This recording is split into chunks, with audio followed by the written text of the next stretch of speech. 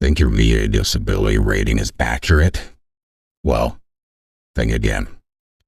Thousands of veterans are being underrated for these 5 conditions, costing them thousands in benefits.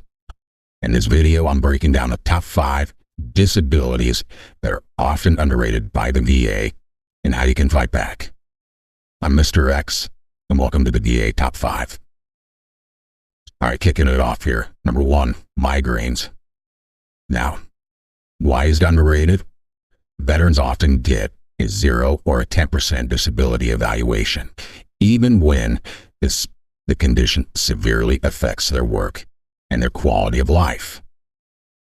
Okay, now, what's the difference between a 0, a 10, a 30, and a 50? Okay, well, it all comes down to the details, the symptoms. I want to emphasize the impact on the daily functioning. When you get a migraine, does it just come and go? Or do you have to go into a dark room? Do you have to lay down? Are you completely unable to do anything else other than rest until the migraine passes? These are the details that are key to relay during that CMP exam, because those details, those symptoms, are the difference between a 0 and a 30 or a 10 and a 50. Okay. The details. Take in a headache diary. Talk about how often they happen. Talk about when they do happen. Do you have to go into a dark room? Close your eyes. Sleep. How does it affect your work? How many days do you miss in a week, month, year? How many hours do you miss? Okay. This is one of those disabilities where the details absolutely matter.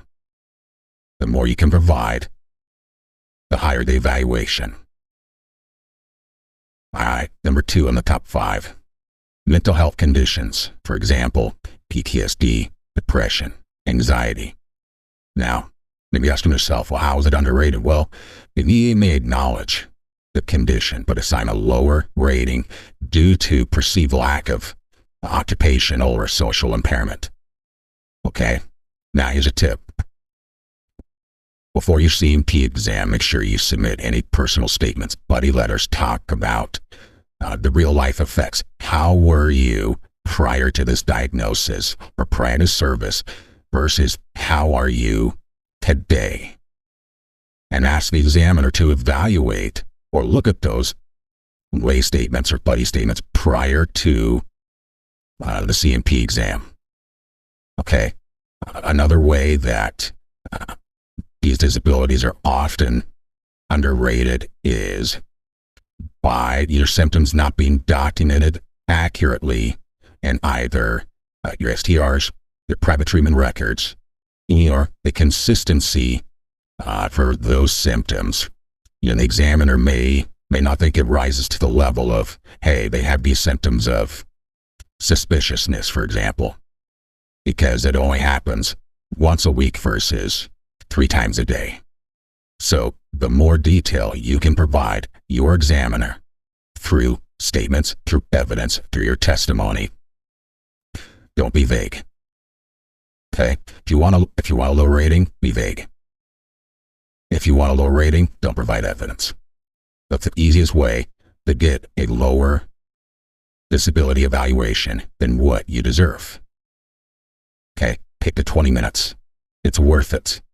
It's worth it to make sure that you get that higher rating. It's worth it that you get compensated for what you're going through. All right, number 3, radiculopathy. That's the nerve pain from your spine issues, whether that's your cervical spine in your neck or your low back. Okay. Now, here's a little tip, though, for radiculopathy. Neuropathy, while it's different, some of the symptoms are the same. So, if you have diabetes and you have neuropathy, stay with me here, because it's essentially the same thing. Now, radiculopathy is often overlooked as a secondary condition because veterans may not know to file for it separately. Okay, here's a key tip, and this is another reason why it's often underrated. First, describe the radiating pain, numbness, the weakness, in your limbs during your CMP exam.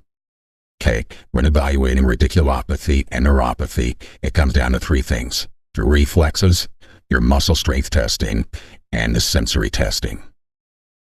Okay, and why it's often underrated is those symptoms are all subjective to you and what the examiner puts in the report. And then even if, depending on what they do put in the report, then the VA rater, you have to interpret that information and put it in to the disability evaluation. Now that system, the differences between what's a mild and a moderate is the difference of a 10 to 20% rating in each extremity. And I've spoken to many VA raters, and they all have a different opinion about how it should be addressed. And looking at the VA, the manual of how they're supposed to address it, it is vague. So that's why I say that it's completely subjective. It's up to that rater, it's up to the examiner to determine whether your symptoms are mild or moderate or even worse. So the more detail that you can provide, the better. When you're at that CMP exam, be honest, be upfront. Don't try to, embellish the symptoms. Those examiners, they've seen it many, many times, and once they spot the truth trying to fake it, they're probably going to ding you. They're probably going to rate you lower. They're probably not going to assess you accurately. Now, I'm not saying that's what they should do. Obviously, that's not why they're there. So, be upfront, be honest, talk about all your symptoms in your CMP exam, and anything to rate it anything lower than a 20, then submit the claim for increase, because with those subjective symptoms, your overall combined disability evaluation can only go up. All right, number 4 on the list, sleep apnea. Okay, what you're saying, Mr. X, I'm already service-connected for sleep apnea at 50%, and if you are, congratulations, that's awesome. I'm glad that you are properly service-connected for your disability that incurred in or was caused by service. Now, if you're service-connected for sleep apnea and it's anything less than the 50% evaluation, then I would file a claim for increase. Because to get to that 50% evaluation, you have to be prescribed a CPAP machine, or to use one of those positive airway pressure machines. Okay? You don't have to use it on a daily or weekly basis. You don't even have to own one. But during your sleep study, it has to show that it's needed. So, if you're anything less than 50, and that sleep study shows that you need a CPAP machine, file for an increase. Now, if you're not service-connected for the sleep apnea, or you're struggling to get service-connected for sleep apnea, and you are service-connected for a mental health condition, or a sinus issue, be it sinusitis, allergic rhinitis, or if you have toxic exposure risk activity, meaning that you serve in Southwest Asia, or around a lot of fumes and chemicals and stuff like that, then I would document it, put in a claim for sleep apnea. Worst they can do is tell you no, but the service connection is granted. It can be at 50. All right, number 5 on this list, tinnitus. I know what you're saying, or thinking. You're thinking, Mr. X, why do service-connected tinnitus? Oh, bugger off. Okay, I get that, and that's fair. Because 10% is the max that you can get rated for tinnitus. Now, the reason why it's often underrated by the VA is this. There's many secondary conditions that could be related to your tinnitus that could lead to a higher overall combined rating. Migraines could be due to tinnitus, other ear conditions. Now, one little tip here, insomnia could be due to your tinnitus. Now, I want you to be careful about insomnia, though, because if they prove that insomnia is due to your tinnitus, you're not going to get a separate evaluation. The VA rating schedule shows that in the absence of treatment and service for insomnia, and if insomnia is due to tinnitus, then it's just going to be rated together. Okay. Little bonus tip there. So I wouldn't worry about insomnia, but your tinnitus can affect your migraine condition or other mental health condition. So keep that in mind. Keep in mind the secondary conditions related to tinnitus, because that can really bump your overall combined evaluation.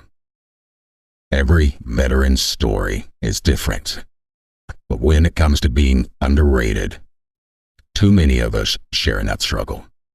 Well, let's change that together.